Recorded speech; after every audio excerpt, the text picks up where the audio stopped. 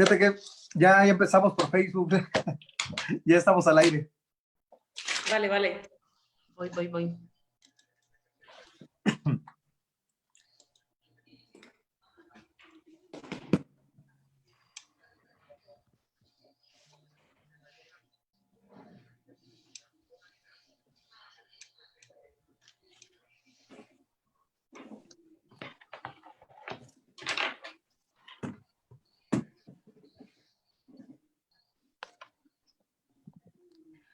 Hola, ¿qué tal? Buenas tardes a todos. Soy la maestra Cristina Camacho, directora general de INDECAP, y hoy estamos con ustedes para hablar de un tema súper interesante, sobre todo un curso bien interesante que vamos a tener, que va a dar inicio la próxima semana con una excelente ponente. Como siempre me encuentro acompañada, de nuestro director académico, el doctor Rodrigo Alvarado León. Hola, Rodrigo, platícanos quién está con nosotros hoy.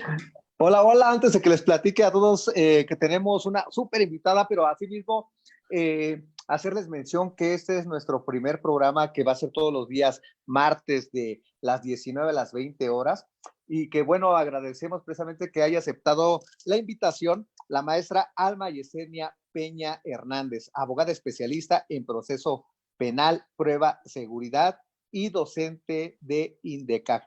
Y pues, querida maestra, vas a cortar el listón rojo precisamente de estos programas, de esta serie de programas que se van a impartir y que vamos a estar transmitiéndolo por Facebook Live. Muy buenas tardes, querida maestra. Hola, Rodrigo y Cristi, muy buenas noches, y a la comunidad INDECAJ, a todos quienes nos están siguiendo en la transmisión de Facebook Live, también a la comunidad Abocacil, muy buenas noches a todos, es un gusto. Además, yo no sabía esa gran primicia, Rodrigo y Cristi, muchas gracias, qué honor, pues dar aquí el listón rojo, ¿no? Simularemos que lo cortamos. La botella de vino nos faltó, amiga. Sí. Eso crees tú, la tengo aquí debajo. Perfecto. Bueno, entonces nos faltó a nosotros, Rodrigo, ¿no? ¿Qué crees, amiga? Yo aquí la tengo a un lado. Ay, qué groseros son, o sea que yo fui la única que estoy tomando agua.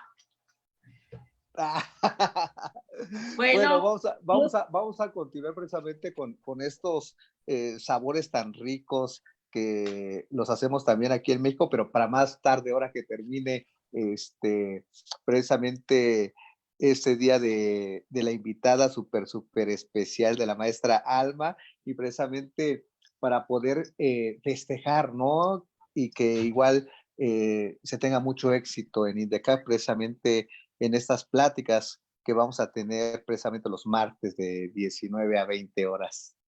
Así es, y qué mejor que iniciar con Alma Yesenia, ¿no? Y sobre todo para que nos platique, vamos a aprovechar contigo, Almita, para platicar pues de un tema bien interesante, sobre todo de que la próxima semana daremos un inicio a un curso contigo respecto de la actuación del primer respondiente en el sistema penal acusatorio.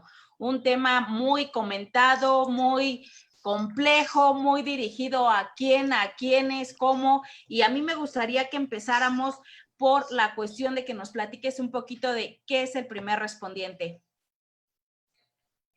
Claro que sí, Cristi. Para todas aquellas personas que, bueno, aquí a lo mejor dividiríamos un poco en dos la charla y el cómo me expresaré durante esta hora de plática, porque a lo mejor si varios policías nos están siguiendo o personas que están más allegadas al sistema penal acusatorio, han tenido un poco más de contacto, ¿no? Con esta figura de primer respondiente. En sí es la primera autoridad con funciones de seguridad pública que tiene conocimiento de un hecho delictivo. Pero lo que es muy importante de diferenciar es que el primer respondiente atiende a las cuestiones de flagrancia, y ahí es a donde dividimos la identificación, ¿no? de los personajes, porque en el interior de las instituciones, por ejemplo, los policías de investigación, y que principalmente se dedican a hacer actividades de ejecutar órdenes de aprehensión, de hacer cateos, intervención de comunicaciones, todos esos actos de investigación que principalmente están regulados por un control judicial en nuestro Código Nacional según el artículo 252, principalmente las hacen policías de investigación que están dedicados a eso. En cambio, yo les diría a todas las personas del público que aquellos policías que ustedes ven en la calle patrullando de manera normal, llámese, y ojo, puede ser en el ámbito competencial, un policía municipal, un policía estatal. Anteriormente, cuando existía, lo era la Policía Federal, pero ahora lo es la Guardia Nacional. Y otra cosa que es importante, que si quieren en un ratillo más vamos platicando, es, recordarán, incluso INDECAG tuvo a bien organizar un evento, me acuerdo que hicimos una charla gratuita en aquellos días cuando se publicó en el Diario Oficial de la Federación la potestad actual de que las Fuerzas Armadas, llámese Sedena y Marina, ahora hagan funciones de seguridad pública. ¿Y eso qué significa? Que a partir de ese momento ya se formaliza y se legitima que estas dos grandes instituciones, pues entonces también se conviertan en primeros respondientes. Entonces, clave aquí, cada que ustedes piensen en primer respondiente, es pensar en una autoridad que hace, que interviene en acciones de flagrancia. Fíjate que excelente. Perdón, Maestra, te escucho. Eso que comentas es bien interesante y de hecho en el chat de aquí nos están comentando esto que acabas de decir, Almita. Dice, a ver si hablan de la Sedena y la Secretaría de la Marina. En efecto, ahorita nos lo acaban de comentar ahí en el chat, porque entonces aquí ya no tiene que ver ninguna circunstancia de si es una cuestión federal, estatal, municipal, cualquier, llamémosle policía del grado que sea, entonces es nuestro primer respondiente y él va a ser la primera persona, ¿no? Que nos vamos a referir a esta autoridad con funciones de seguridad pública, como bien lo dices, que es la primera que arriba al lugar en el momento que se ha cometido un hecho probablemente delictivo o en el que se localizan ciertos indicios relacionados con el mismo, ¿sí? Sí, estamos en eso, Cristi. Lo que pasa es que hay que pensar que lo que echa a andar aquí nota para los apuntes no que vamos haciendo, lo que activa a un primer respondiente, lo que te pone play es justamente la flagrancia. Y para ello deberíamos de atender al artículo 146 del Código Nacional de Procedimientos Penales, que como nosotros abogados, bueno, principalmente penalistas, sabemos, la flagrancia parte de dos grandes supuestos. Uno es el inmediatamente, o sea, cuando se está cometiendo el delito, perdón, y el otro es inmediatamente después. Sin embargo, yo platico mucho con alumnos míos y ahora lo compartiré también. Yo creo que ese es su primer supuesto de justo cuando se está cometiendo el delito, que por ejemplo, la palabra flagrancia proviene de flaglare, que en el latín significa que arde o resplandece. Es decir, la frase típica común que te agarren con las manos en la masa.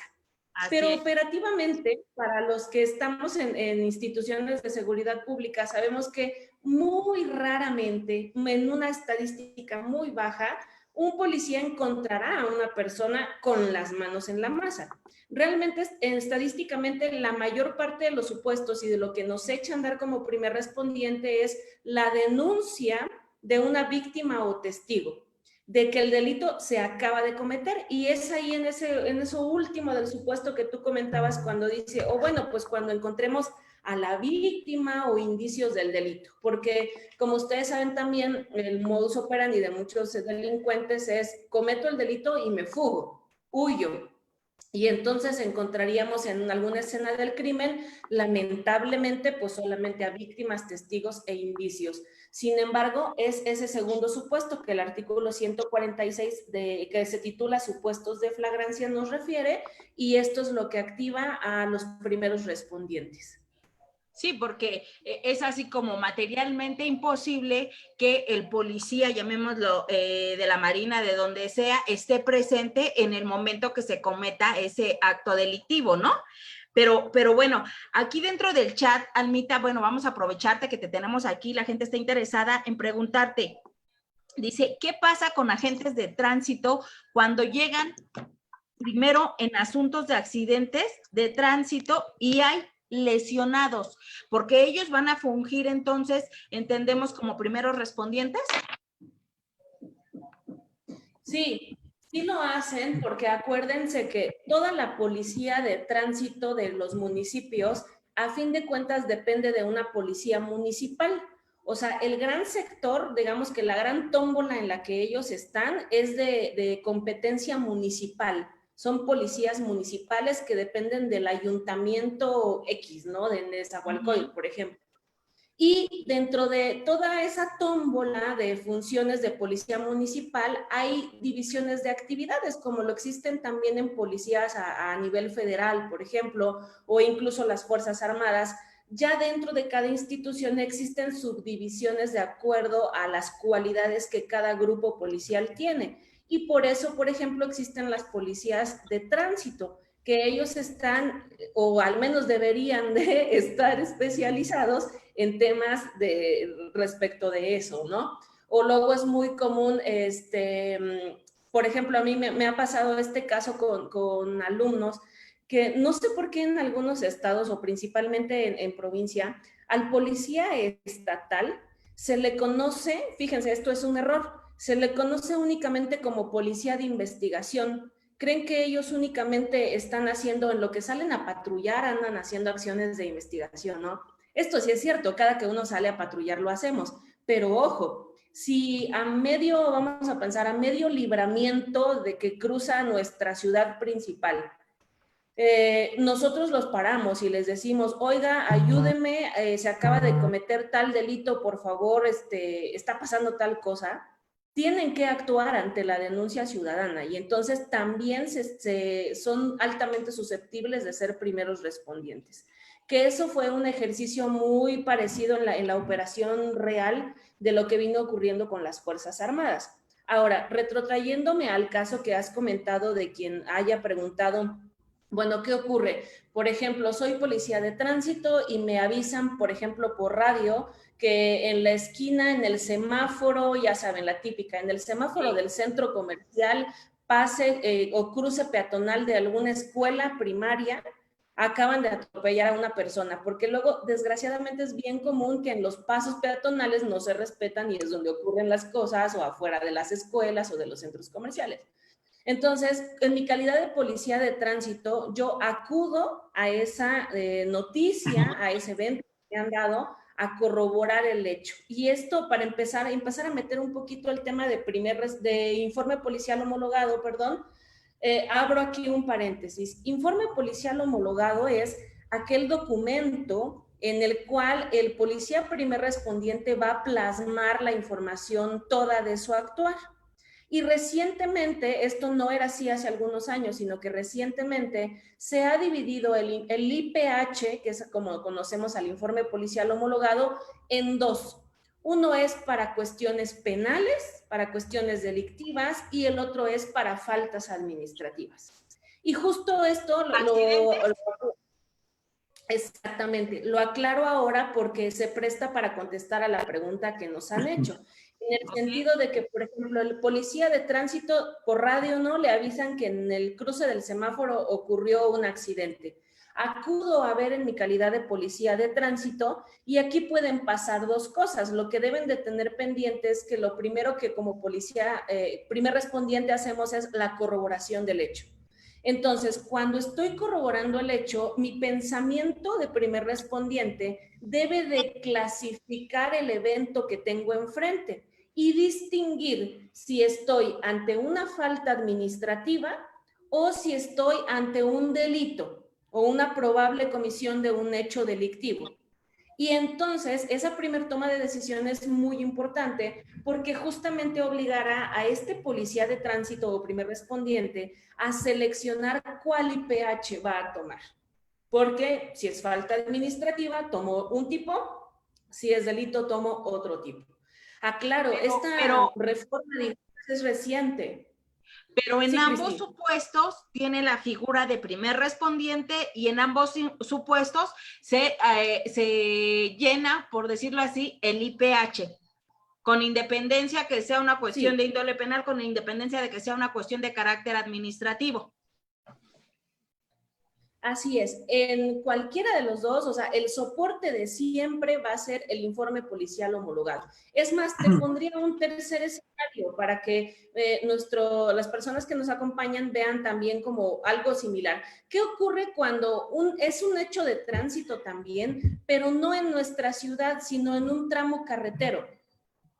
Piensen en la México Querétaro, en de México a Cuernavaca, en cualquier lugar que ustedes quieran, pero que sea un tramo carretero.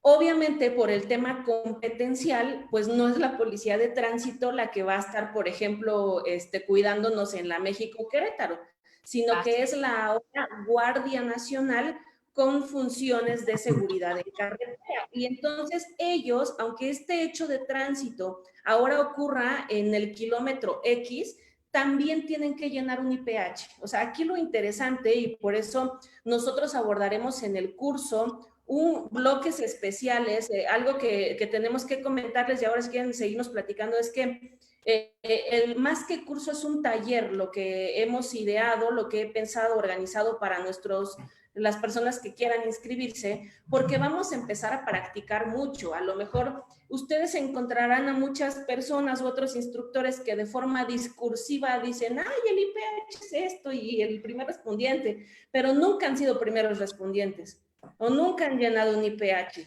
Nosotros sí lo hemos hecho y es lo que en el taller trabajaremos con casos prácticos, entender las diferencias, ¿no? De entrada, a lo mejor en grupo, yo les pondré supuestos y les diré, a ver, está este hecho, ustedes díganme de entrada, ¿es falta administrativa o es hecho con apariencia de delito?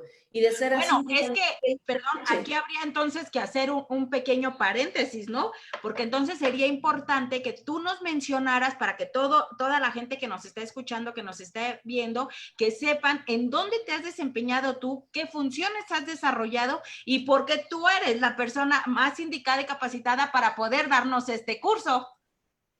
Ah, gracias, Cristi. Es que va a sonar a cebollazo, pero bueno. Pero es importante porque a mí si viene alguien y me explica alguien que solamente lee cuestiones teóricas, pero nunca ha hecho, ahora sí como decimos, la cuestión práctica, y nosotros como abogados litigantes, pues queremos saber la realidad. Es que fíjate, perdón, maestra, la intervención. Podríamos retomar y decir quién es la maestra Alma, obviamente. Pues, ¿quién es la maestra Alma? ¿A qué se dedica la maestra Alma? ¿A qué está dedicado? ¿Qué conocimiento tiene precisamente la maestra Alma? Ok, bueno, creo que lo que me permite mucho poder platicar con las personas de este tema es que hace algunos años, aproximadamente, ¿qué fue? Como en el año 2013, creo, no, ahora no traigo muy frescas las fechas, pero creo en el 2013 tuve la oportunidad de entrar a trabajar a la Policía Federal, en particular a una coordinación que en ese entonces se llamaba CIDEPOL, que significa Sistema de Desarrollo Policial. Hagan de cuenta ustedes que esa área llevábamos toda la coordinación académica, toda la preparación, capacitación, profesionalización de los policías, inicialmente de la Policía Federal, pero como en ese año, como ustedes bien saben, ya estaba entrando en vigor el sistema penal acusatorio, estábamos programando que entrara paulatinamente en el ámbito federal, tuvimos la fortuna también de ser precursores en los cursos que se organizaron y eso nos permitió también que las policías estatales y municipales de diversos estados de la República Mexicana e incluso las Fuerzas Armadas nos invitaron a que nosotros les diéramos la capacitación. Por nosotros hablo de que en el área en la que yo me conformaba éramos un grupo de instructores, ¿no? Aproximadamente 50 personas que nos desplegamos a lo largo y ancho del país para impartir capacitación a todos los ámbitos, los niveles de gobierno y sobre estos temas. ¿Cuáles eran los temas que se necesitaban capacitar? Bueno, es muy curioso que se necesitaban en ese entonces y que se siguen necesitando hoy en día, porque un policía necesita saber un poco de sistema penal acusatorio. A lo mejor no lo hacemos abogado ni maestro en juicios orales, pero sí necesita un curso básico, cuando menos, para entender de qué vino la reforma, qué le implica, qué tiene que hacer. Hablar de sistema penal acusatorio obliga a los policías a pensar en esto del primer respondiente, de informe policial homologado, muy importante el tema de uso de la fuerza, hablar también de derechos humanos, y tuve también la suerte de que en algún momento tomé un diplomado que nos impartió el CICR, es el Comité Internacional de la Cruz Roja, que son los expertazos en derechos humanos a nivel mundial, y con ellos aprendimos en un curso titulado Principios Humanitarios y Derechos Humanos de la Función Policial. Entonces eso está buenísimo porque analizas todo lo que es derechos humanos en cada cosa del actuar y además también en los derechos de los policías.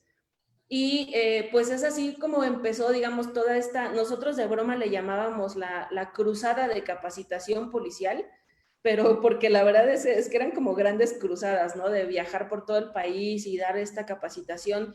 Y lo interesante es que pues hoy en día seguimos necesitando porque incluso nosotros estamos invitándoles ahora a que se inscriban a este taller en INDECAJ.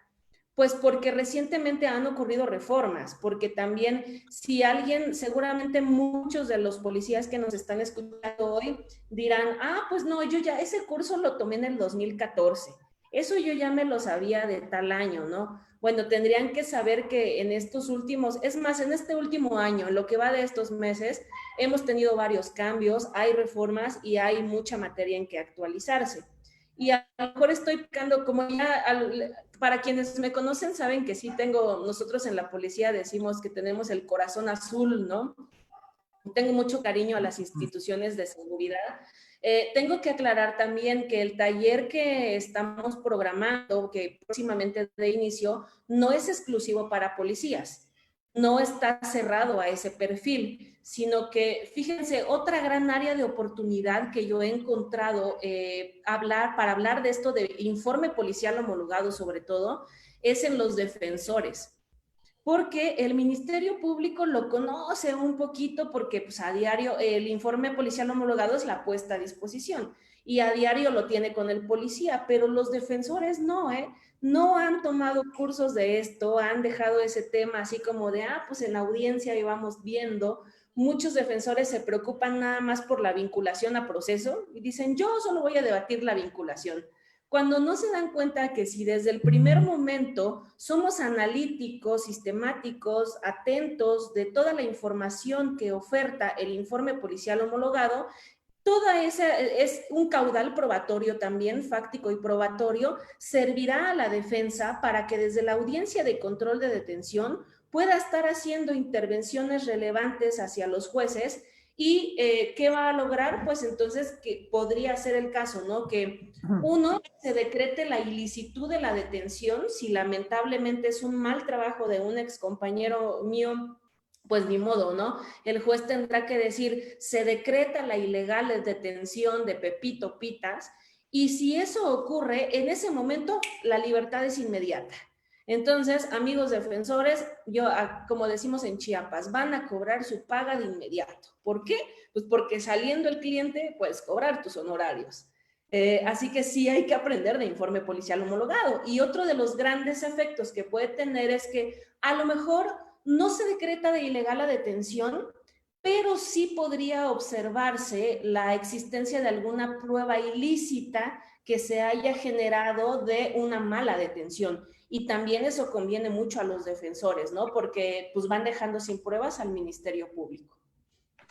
Fíjate, maestra, perdone, fíjate, maestra, que esto es bien interesante lo que acabas de hacer mención, porque precisamente, como dices, es tan importante que el primer respondiente realice efectivo y técnico su informe policial homologado, haciendo mención que la defensa también debe de tener esa experticia de conocer qué es el informe policial homologado, porque les puede servir, sí, como dices, para que califiquen la ilegalidad, perdón, de la detención. Si no es el caso, para que después del auto de vinculación puedan presentar su amparo en vía indirecta, haciendo manifestación justamente de posiblemente la ilicitud del informe policial homologado, o sea, porque es materia, ¿no?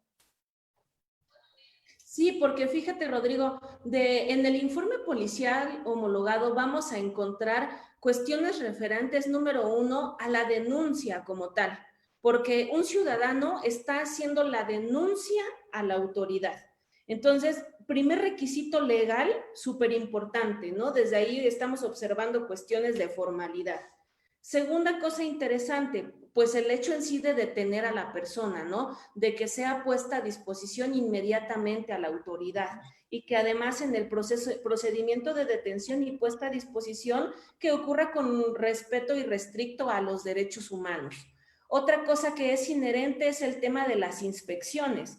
Y aquí por inspecciones nos vamos a todas las que establece el Código Nacional de Procedimientos Penales, que pueden ser inspección de persona, inspección de vehículo, inspección de lugar, inspección de objetos. Todas esas opciones o posibilidades traemos un rubro en particular en el informe policial homologado. Además de las inspecciones, fíjense que otra cosa que tiene un gran alcance, por eso yo digo, a mí me fascina el tema y es muy importante conocerlo. No hay medio sé, sino a profundidad, porque el primer respondiente también está obligado y facultado legalmente para obtener entrevistas, haciendo una aclaración. Puede hacer entrevista, recabar entrevista a la víctima y a los testigos, pero nunca al detenido. Al detenido no, ahí estaríamos violentando grandes derechos porque eso ya será para sede ministerial cuando la persona detenida haya nombrado a su abogado defensor, le hayan hecho saber sus derechos y sepa pues de qué viene este asunto. Por eso nosotros cuando actuamos en flagrancia, lo cierto es que no tienes esto. Yo he notado, aquí no he notado algunos casos de algunos policías donde generan entrevista al detenido y cuando reviso el IPH, ¿no? Yo digo, ¿por qué hiciste esto? ¿Por qué lo entrevistaste? Y me quieren mentir y me dicen, no, es que sí estaba presente su abogado, como lo detuvimos allá afuera de su casa, era su colonia, rápido le habló a su abogado y estaba presente. Le digo, claro que no, o sea, tampoco es así como de que llegue tu compadre o que llegue el coyote de la colonia y digas, está representado y lo vamos a entrevistar, sino que tiene que ser un acto formal y legal en sede ministerial. Nosotros los abogados sabemos que uno acepta y protesta el cargo, ¿no? Así Entonces, ya que aceptaste y protestaste el cargo, bueno, ahora sí, voy a darle la asesoría correspondiente a mi cliente o a mi defendido y además le voy a recomendar si le conviene guardar silencio para que no se autoincrimine o si nuestra estrategia de teoría del caso indica que piensen como en un delito culposo o en algo que puede llevar a un acuerdo reparatorio, pues entonces podría ser conveniente que hacerlo declarar, ¿no? Pero son muchas cosas legales las que se tienen que analizar. Por eso yo insisto al punto en el que en un evento ahí en flagrancia a los policías de decirles no, aunque llegue ahí el compadre y se presente como el abogado, no obtengan la entrevista de ellos. Aclaro que sí es muy importante obtener datos de las personas detenidas o imputadas, pero esas se deben de hacer de forma legal y en el periodo y por las autoridades correspondientes, ¿no? A veces queremos como comernos el pastel a bocanada y luego pues hacemos ilicitudes, ¿no? Hay que tener cuidado con eso. Y entonces la entrevista pues también es importantísima como labor del primer respondiente y viene otra súper importante, ahora que se las cuente me van a decir, sí, claro, pues la cadena de custodia. Precisamente ¿no? De eso te iba a comentar, porque sería interesante que les comentáramos a todos los que nos están escuchando que este curso súper interesante que vas a empezar la próxima semana, el próximo 11 de agosto, ya les estaremos comentando los horarios al final, en donde nos vas a hablar en este curso a lo largo de 7 sesiones y que tendremos una 8ª sesión, pero ya de manera particular, ahorita la vamos a explicar. Fíjate que dentro de este curso tú nos vas a hablar de cuestiones tan interesantes como lo es primero que nada el marco jurídico de la actuación del primer respondiente, todo lo que hablabas ahorita, su actuación de él, su justificación razonable de los niveles de contacto, la cuestión importante como es la entrevista, la preservación del lugar y ahorita eso que acabas de mencionar que dentro del proceso penal es así como que una parte medular, la cadena de custodia y el aseguramiento de los indicios, ¿no? O sea, fíjate qué temas tan relevantes vas a tocar y obviamente lo que es el informe policial homologado las secciones que contiene, cómo debe de ser llenado de manera correcta. Entonces, platícanos un poquito de esa parte medular, que es la cuestión de la cadena de custodia. Claro que sí, Cristi. Bueno, pues resulta que cuando se reforma el sistema penal acusatorio y ahora algunos policías de hace muchos años de carrera me dicen, ay, Alma, eso nosotros ya lo hacíamos antes, pero bueno, habrá que ver, ¿no? Eso me dicen, pero no sé por qué no les creo. Es más, ni como abogados. ¿Se acuerdan también que hace años en el otro sistema los ministerios públicos guardaban las pruebas en su escritorio? Y lo digo porque yo desde que estaba estudiando la universidad, fui pasante, voy por las tortas y los refrescos, luego hice mi servicio social, o sea, de toda la carrera, ¿no? Para poder entrar a trabajar a la Procuraduría. Me tocó desde el sistema anterior y entonces tú a veces estás buscando un expediente o algo, ibas al escritorio del MP y abrías una gaveta y ahí había un arma y ya sabías que era el arma del asunto 1, ¿no? De la averiguación previa 1. Y abrías otra gaveta y encontrabas la droga de la averiguación previa número 15 y, o sea, se guardaban los indicios en los escritorios o los teníamos en los anaqueles entre la averiguación previa y un relajo, ¿no? Lo que es interesante es que entonces con esta reforma del proceso penal, pues todos los operadores adquirimos responsabilidades distintas. ¿Y eso qué significa? Que pues ahora el policía primer respondiente tiene que hacerse responsable de aplicar este sistema de control y registro, que es en sí la cadena de custodia, para proteger la vida del indicio. Aquí aclarando que el aseguramiento también es un sistema de control y registro que cuida la vida de los indicios. Lo que pasa es que a nivel de esta protección criminalística, dependiendo de la naturaleza del indicio, decidiremos qué aplicar, qué sistema de control. Para algunos indicios se hace cadena de custodia y para otros indicios se hace aseguramiento. Y entonces, pues en nuestro taller también de pronto a mí me verán aquí en alguna de las sesiones ya tengo a mano mi kit de criminalística. La invitación será que si algunos de los participantes, no es un tema forzoso, ¿no? Pero los vamos invitando también cuando agendemos esa fecha en el marco del desarrollo de nuestro taller, si pueden tener a mano algunas, digamos, utensilios o cosas para hacer la cadena de custodia, yo les iré enseñando aquí. Hagan de cuenta que vamos a hacer como nuestro taller de cositas, pero con cadena de custodia. Y haremos ahí algún indicio, un procesamiento y todo, porque también los primeros respondientes lo deben de saber hacer. Aquí lo interesante es que estamos hablando ya como de muchas responsabilidades, ¿no? Que tiene el policía. Obviamente, a lo mejor algunos, ¿no? Como en mala onda dirán, ay, pues qué, yo no lo hago, ay, a mí no me pasa nada, a mí me vale, o yo ni lo sé hacer. Bueno, pues eso les aplica responsabilidad administrativa. Hay algunos casos, yo ya he conocido de algunos, afortunadamente hasta ahora han sido los menos, en los cuales los jueces turnan, digamos, dan una vista para que se abra investigación en contra de los propios policías por haber obstruido la investigación, por haber ocultado pruebas, por aparentemente haber destruido pruebas. Y es que es eso, o sea, si no las protegemos con cadena de custodia, con las reglas de aseguramiento, pues estamos promoviendo o estamos permitiendo la destrucción. Y otra cosa, nosotros sabemos también que si quiero hacer una puesta a disposición, tienen que haber indicios, objetos materiales del delito.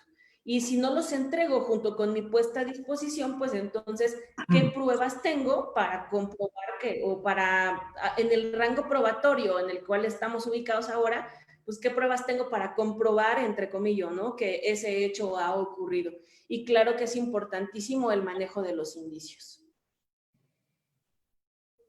Y es que fíjate que bien como, perdón, bien como lo haces mención, precisamente la cadena de custodia no nada más es el poner precisamente el lacito o poner la cinta, ¿no? O sea, la cadena de custodia se comprende, como bien lo haces mención, de muchos elementos, ¿no? Que el primer respondiente obviamente tiene que, si no estoy equivocado, sino para que tú nos digas, tiene que preservar, ¿no? El lugar de los hechos. Y con ello obviamente hay una metodología para que exista el levantamiento, el embalaje y el etiquetado, ¿no? Que como lo mencionas, obviamente va a ser parte precisamente del curso que vas a dar en INDECAG y que obviamente es de suma importancia, no nada más para aquellos primeros respondientes, sino también para el abogado postulante, porque de ello también puede ser una opción precisamente para tener o la no vinculación o una sentencia favorable, ¿verdad, querida maestra? Claro, Rodrigo, mira, me has hecho recordar ahora un caso famosísimo a nivel mundial y el cual es una muestra clara del por qué también todos los operadores, tanto policías, fiscales, jueces y defensores, debemos de saber también de cadena de custodia. ¿Recuerdan ustedes el caso de O.J. Simpson? Famosísimo. La verdad es que la mayoría lo hemos sabido, ¿no? Y si no, comercial aquí a favor de Netflix, chéquense la miniserie, está ahí, es buenísima, pero les comento un poco de a qué punto que quiero llegar. Cuando ocurre el tema del homicidio y se está procesando la casa a donde ocurrió este hecho delictivo, afortunadamente, como tú dices, Rodrigo, hubo una buena preservación. ¿Qué quiere decir? Que hubo un acordonamiento y entonces habían, bueno, es más, habían varios niveles de acordonamiento y ustedes recordarán que los medios de comunicación tienen que estar detrás del acordonamiento y desde ahí hacían sus enfoques, ¿no?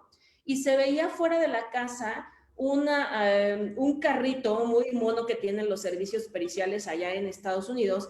Y entonces ellos bajan una mesita que nosotros también por protocolo y en regla y en glosario le llamamos puesto de mando. Instalan el puesto de mando, que hagan de cuenta ustedes, es como en una mesa tener el stock de todo con lo que voy a procesar mis indicios. Y fíjense en esto tan interesante, como los periodistas siempre estuvieron ahí buscando la nota, estuvieron grabando todo. Y se vio en algún momento, quedó videograbado, cuando salen los peritos y colocan como un portafolios especial que traía muestras de sangre y lo colocan sobre el puesto de mando. Y se meten y continúan con su procesamiento, pero este procesamiento duró muchísimas horas. Y en el estado, el día, en el lugar en donde ocurrió este procesamiento de escena del crimen, estaban a 40 y tantos grados centígrados. Había muchísimo calor.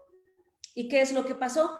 Las muestras de sangre que tomaron de la escena estuvieron todo el tiempo ahí rostizándose en el calor. ¿Eso qué pasó? Pues que inhabilitó totalmente esas muestras que se habían obtenido porque la sangre debe procesada a una temperatura especial. No la puedo someter ni a mucho frío ni a mucho calor porque se mueren las células y se muere lo que yo quiero leer de la sangre. Y aquí lo que ocurrió es que la defensa de O.J. Simpson detectó eso a raíz de los mismos videos de los periodistas y más adelante alegaron que pues esas pruebas eran totalmente inservibles. Pues ojo, fue un gran punto a favor de la defensa saber de esta información. El error fue sin duda de las personas que procesaron la escena del crimen porque pues fue un mal procesamiento, fue una mala cadena de custodia ante ese tipo de muestra y que pues bueno, les afectó muchísimo, muchísimo en el caso que tan trivial y que todos conocemos. Sí, Almita, me gustaría que le contestaras a uno de los abogados que nos está escribiendo en el chat, el licenciado Limber BC, te pregunta, dice, ¿es obligación del primer respondiente comenzar a llenar dicho formato refiriéndose al IPH desde el momento mismo en que se le presenta una denuncia de manera verbal de una persona o deberá de ser llenado una vez que en caso de detener a la persona lo ponen a disposición del agente del Ministerio Público y ahí es el momento en que deberán comenzar a llenar este IPH? Gracias, Cristi. Pues, sería importante que se lo contestes ahorita, pero todo eso se va a ver a profundidad en el curso que nos vas a impartir, pero para que les des una probadita. Sí, Kimber, fíjate que siempre se tiene que llenar el IPH porque de los primeros rubros que cuando te inscribas al curso y vayamos viendo, porque les iré proyectando en cada clase los rubros en particular de, miren, este es el primero del cual les hablo, este se llena de este modo, chalala. Justamente el paso número 1 se llama corroboración del hecho. Y aquí hay que entender que pasa algo. Muchas veces, y esto de verdad se los digo de experiencia operativa, una persona nos da una denuncia y acudimos al punto a donde nos han referido y nos percatamos de que la denuncia es negativa. El protocolo de primer respondiente establece 2 vías. La corroboración del hecho puede dar en positivo o puede dar en negativo. ¿Qué significa positivo? Que sí corresponde a la denuncia que me han dado y que entonces veo ahí flagrantemente indicios, víctimas, testigos o incluso un sospechoso y tengo que actuar. O ocurre, perdón, en negativo, que es uno acude al lugar y no hay nada, y no encuentras nada y no pasó nada. Entonces, de todas formas, aunque sea negativa, sí tiene un rubro el IPH a donde dice, bueno, yo recibí una denuncia de doña Lupita. Me dijo que en la esquina de A con B habían unas personas tirando balazos y que lesionaron a una. Yo voy al lugar, voy a la esquina de A con B. Si ya no encuentro nada, pues bueno, yo atendí a la denuncia, que sí tuve que hacerle caso, que sí tuve que llenar mi informe y que bueno, de ahí para adelante no pasó a más. Ojalá, más bien ojalá que muchos de los casos cuando recibimos una denuncia pues fueran positivos, porque si estamos ante la presencia de una denuncia negativa, desgraciadamente quiere decir que son falsas alarmas o que están jugando con la autoridad.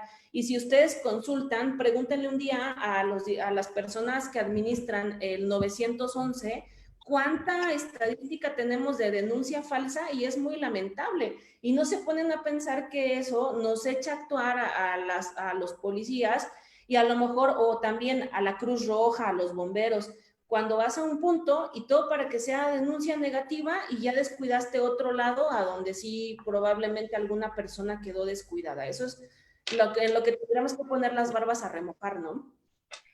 Claro, aquí nos comenta Alberto Arce, está muy interesado en el curso, quiere que demos informes. Bueno, les comentamos, este curso que va a impartir la maestra Alma Yesenia va a ser un curso que va a constar de, bueno, de primero en grupo, va a ser obviamente un curso de manera virtual, en donde está integrada por 7 sesiones, son 3 grupos que estamos planeando abrir, vamos a partir de que se complete el número de participantes, pero bueno, son 3 grupos en donde tenemos la propuesta para iniciar el próximo 11 de agosto el primer grupo y atendiendo a los horarios de todos nosotros, el primer grupo va a dar inicio de 9 de la mañana a 11. El segundo grupo va a iniciar en un horario de las 19 horas a las 21 horas y así serán 7 sesiones los días martes. Pero también vamos a tener un tercer grupo para todos aquellos que entre semanas se les complica por las actividades laborales, en donde las sesiones van a ser los días domingo, o sea que no hay pretexto. El día domingo, ya al mediodía, después de desayunar, en donde la sesión será de las 12 a las 14 horas. Pero hay algo bien interesante en este curso.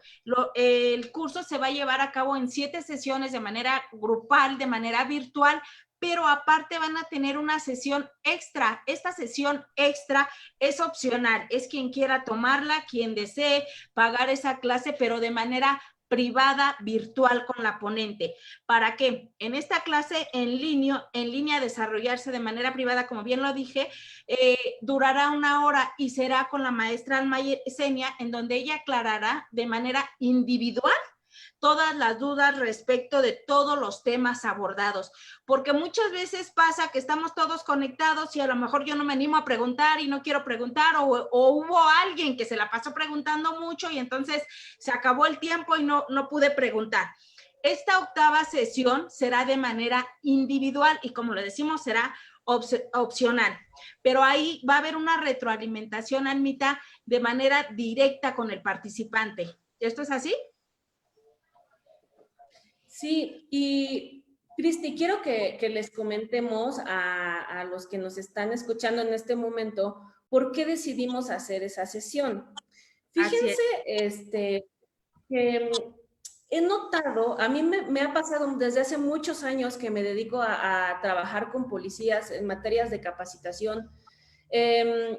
Cuando el curso lo está tomando también tu jefe, o lo está tomando también tus compañeros, se limitan mucho de las preguntas, porque tienen dudas, pero luego dicen, ay no, ¿cómo voy a preguntar si aquí está Rodrigo, es mi jefe? Si pregunto eso, va a pensar que estoy bien burra y entonces me va a restar y me va a castigar y me van a decir, ¿para qué estás preguntando eso? O entre los compañeros se empiezan a bulear, ¿no? Así de, ay, te exhibiste, ¿por qué preguntaste tal cosa?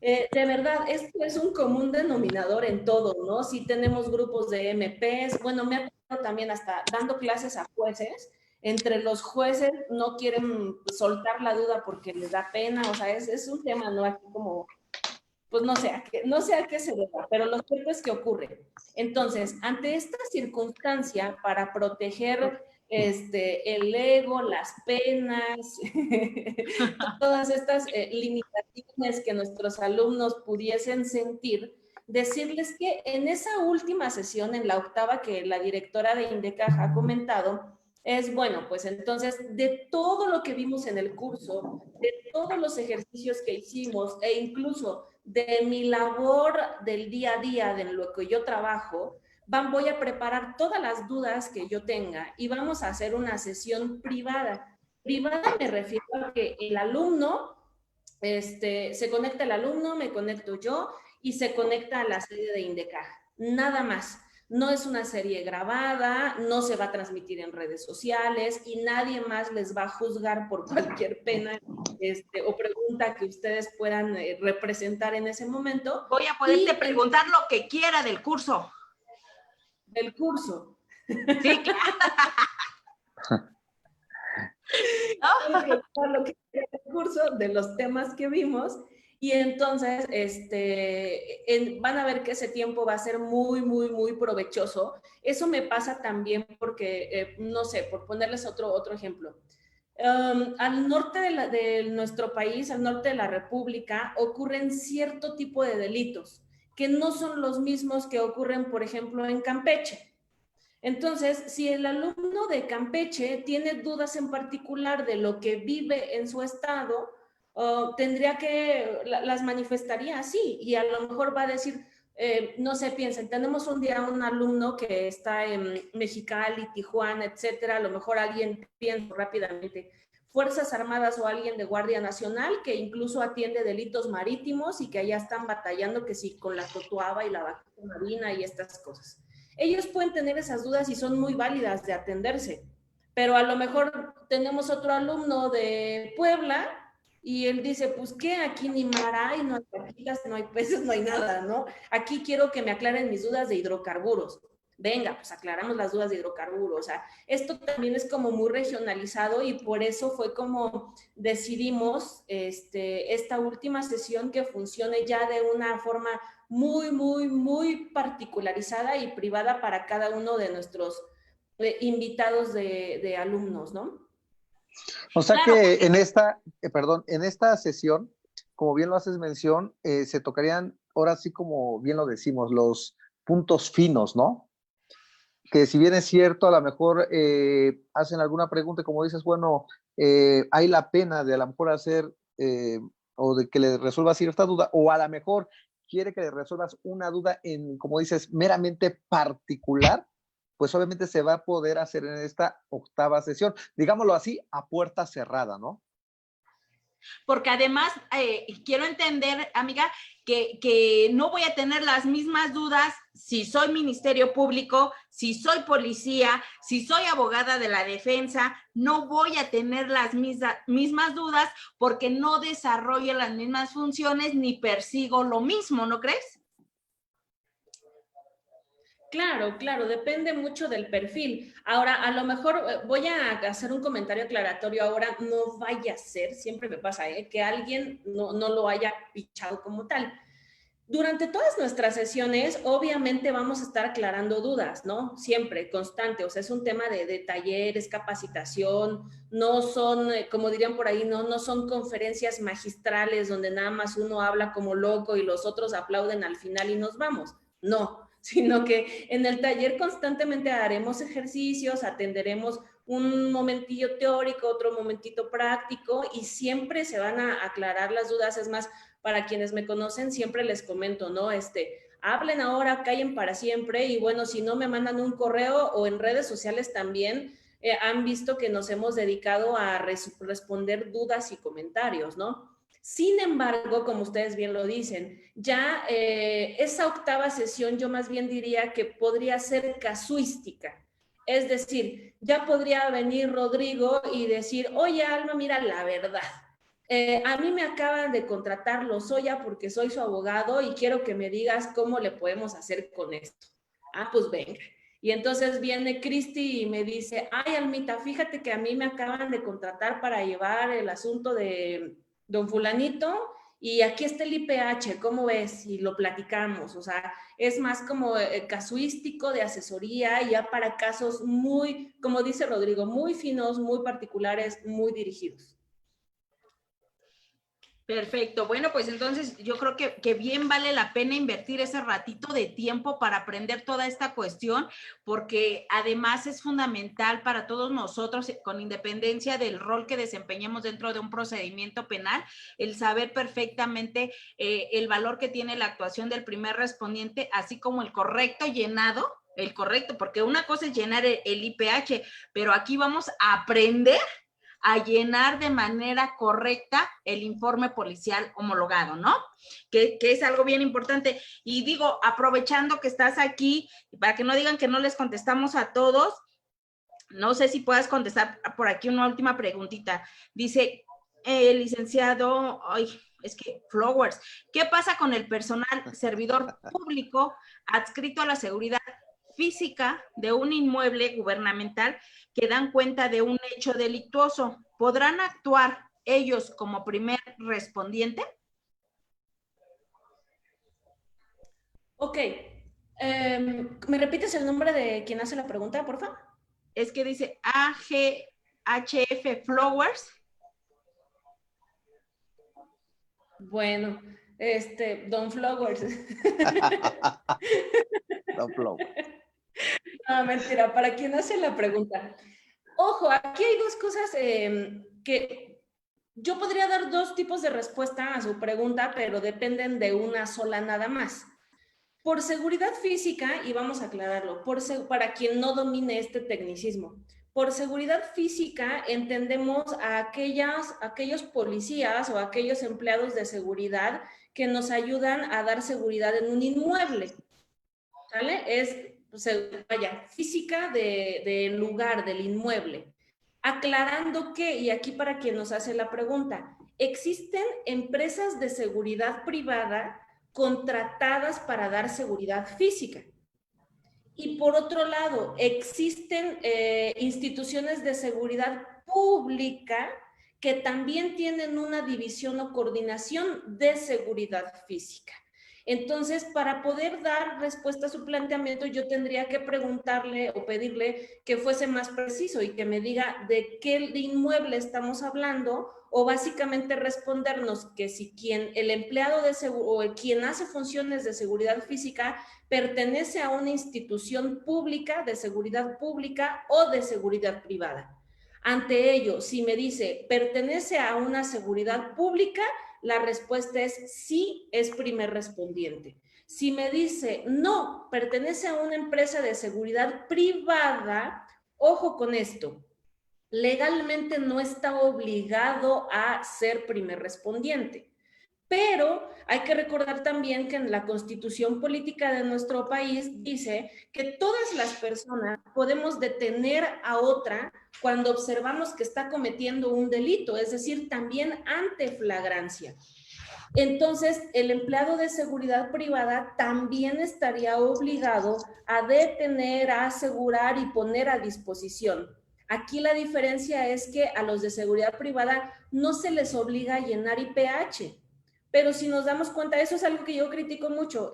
Para mí, sí terminan siendo, por las funciones que hacen, sí podrían ser primeros respondientes, aunque no les obligue la ley a llenar el informe policial homologado. Entonces, depende de eso a quien nos haya hecho la pregunta. Espero haber sido clara en estos dos supuestos que casi siempre ocurren, ¿eh? A lo mejor podría decirles que si el inmueble en el cual él está pensando es de una institución de gobierno, seguramente va a ser de, por ejemplo, la Guardia Nacional tiene un área encargada de eso, de la seguridad física. Y si es un centro comercial, un banco, un negocio, o sea, cuestiones que son de índole privado, muy seguramente es una empresa de seguridad privada la que da la seguridad física. Habrá que atender a esa circunstancia. Y ¿por qué es importante ubicar esas cuestiones también? Antes de los últimos minutos que nos quedan, habríamos de recordarles también, Rodrigo y Cristi, que recientemente entró en vigor en México la Ley Nacional del Registro de Detención. Así Y es. que ahora también obrará en todas las carpetas de investigación un nuevo dato de prueba que se llama cédula del Registro Nacional de la Detención. Y esa también va a ser una gran herramienta para los fiscales, jueces, defensores en audiencia. Aclaro, esta ya no es como que tanta cancha, digamos, no la tiene que generar por completo el primer respondiente, sí la empieza a nutrir en base de datos, pero ojo, todo el actuar, todo lo que ocurre desde la fase de detención hasta cuando el detenido esté puesto a disposición del juez de control previo a celebrar la audiencia inicial, se termina de nutrir esta cédula, esta base de datos también. Entonces ahora a todos los operadores es una gran responsabilidad, es un gran tema. Hay que entender también que esto obedece a exigencias internacionales. México ya debía y estábamos atrasados de dar cumplimiento a esta circunstancia. Y hablar también de esta nueva Ley Nacional del Registro de Detención en uno de artículo y fracción que ya veremos luego en el marco de nuestras clases, que es deriva un tema de mis favoritos, que es justamente analizar los niveles de contacto, mejor entendido como la tesis de la sospecha razonable a la causa probable, que es de mis favoritos para desarrollar y que yo creo, Cristi y Rodrigo, es de los principales retos. Yo creo que de todo lo que hemos hablado esta tarde, pero principalmente entender los retos de justificación fáctica, probatoria y normativa que exige el tema de uso de la fuerza y el tema de los niveles de contacto, viene ahí un gran reto que, ojo, de estos cursos no había antes. Estas son las novedades por el tema de la Ley Nacional de Detención y pues valdría mucho la pena, a lo mejor también, Cristi o Rodrigo, que ustedes les cuenten a nuestra comunidad de Facebook Live y que si no quieren tomar el diplomado completo también podrían hacerlo por módulo y si les llama la atención esto, ¿no? De niveles de contacto o el de uso de la fuerza o alguno en particular, se pueden inscribir a esa fecha.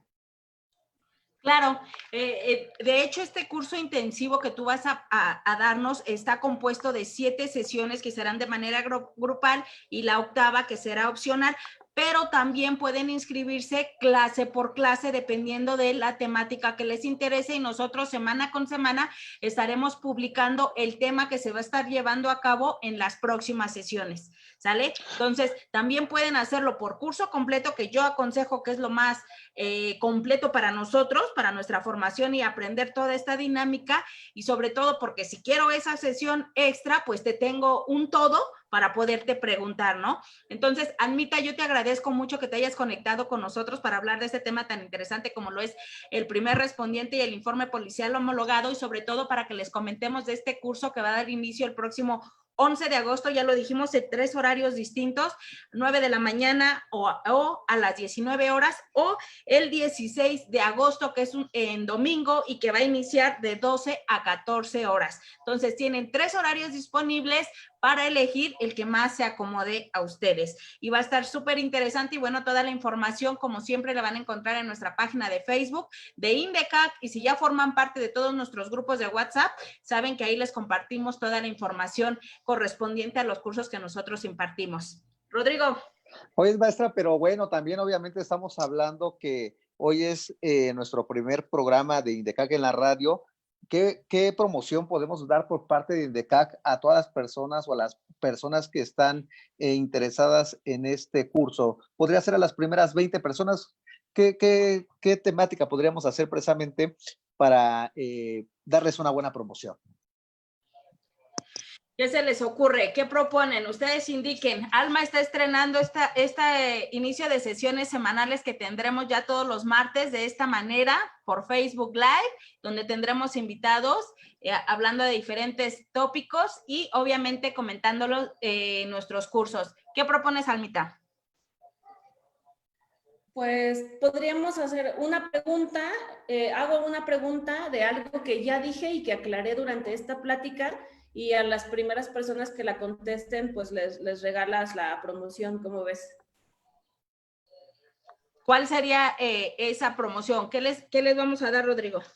Mira, la verdad que agradecemos siempre a nuestro amado público que nos sigue por medio de las redes. Si bien es cierto, ya hay una promoción en la cual se hace el pago en una exhibición, pero ¿qué te parece si a las primeras 20 personas que precisamente contesten la pregunta que va a hacer nuestra amiga, la maestra Alma, se les haga un 20% extra todavía? Pero tiene que haber una fecha límite para que se inscriban. Podría ser el sábado y que contesten la pregunta, ¿no? ¿Qué te parece? ¿Qué te parece, Alma?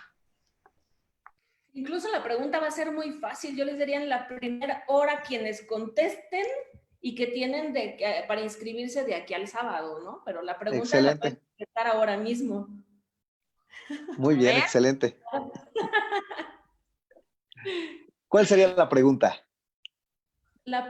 Fíjense, cuando yo estaba hablando de que el primer respondiente tiene que hacer entrevistas, que es una cosa que le exige su función como primer respondiente, yo les dije que puede entrevistar a la víctima, puede entrevistar a los testigos, pero no al detenido. Entonces, la pregunta técnica y precisa sería, ¿qué derechos y principios se violentan cuando el primer respondiente entrevista al detenido? Perfecto, excelente, excelentísimo. Perfecto, pues ahí está la pregunta hecha por la maestra Alma Yesenia Peña Hernández. Y bueno, en el chat donde están todos los comentarios que ustedes amablemente nos estuvieron escribiendo durante la transmisión, una vez que nosotros y la maestra identifique la respuesta y diga, esta es la correcta, nosotros publicaremos en la página de Facebook de INDECAC quién es la persona que obtiene ese descuento, y obviamente tendrán de aquí al sábado para inscribirse al curso con el descuento que el maestro Rodrigo nos acaba de decir. ¿Sale? Excelente. Yo ahora pasado por ejemplo, 2 horas después, yo entro a nuestra página de Facebook Live de INDECAC y voy a ver quiénes contestaron a la pregunta, y a quienes lo hayan hecho correctamente, yo les pondré me encanta. ¿Vale? Si les pongo excelente. me encanta, nosotros de ahí lo publicamos en la página. Sí, si les pongo me encanta, quiere decir que contestaron adecuadamente a la pregunta y que pueden ahora pues obtener esta promoción, ¿no? Y si les pongo me enfurece, quiere decir que se preocupen y se inscriban al curso porque para no que se aprendan. Bueno, excelente. Bueno, pues como siempre se nos termina el tiempo. Contigo platicar es muy rico, muy todo, pero se nos termina el tiempo. Te queremos agradecer, Alma, por haber aceptado estar hoy conectada con nosotros, sobre todo por todo lo que compartes, y a todos ustedes los esperamos el siguiente martes con un tema también interesante que vamos a tener, y como invitado vamos a tener al maestro José Manuel Saucedo Ortiz. Y bueno, los esperamos para que se inscriban en el curso que dará la maestra respecto de la actuación del primer respondiente en el sistema penal acusatorio. Muchísimas gracias, Alma. Muchísimas gracias, Rodrigo. Muchísimas gracias a todos. Buenas noches. Maestra, algo que les quieras decir, por favor, Alma Yesenia, para que te despidas de todo el público que te sigue, por favor. Antes que nada, agradecer que nos hayan acompañado durante este tiempo, se me pasó rapidísimo. Invitarlos, de verdad, invitarlos a que se inscriban al taller, ya verán que vamos a aprender muchísimas cosas, y a que me sigan en redes sociales también. Mi Facebook se llama Abocacil, que es la empresa donde yo trabajo, Abocacil, y por ahí podemos platicar mucho también. Y a ti, Cristi y Rodrigo, gracias por su amistad, su cariño y por todos estos proyectos juntos. Les deseo mucho éxito, no se los deseo, se los decreto. Les va a ir muy bien con estos nuevos martes de INDECAC, van a ver. Muchísimas gracias. Muchas gracias. Ahí, porque ya empezaron a contestar, ¿sale? Cuídense mucho. Muchas gracias a todo nuestro amado público que nos sigue, y por favor no se olviden que nos vemos dentro de 8 días en INDECAC en la radio. Muy buena tarde a todas y a todos. Un fuerte abrazo. Hasta pronto. Gracias.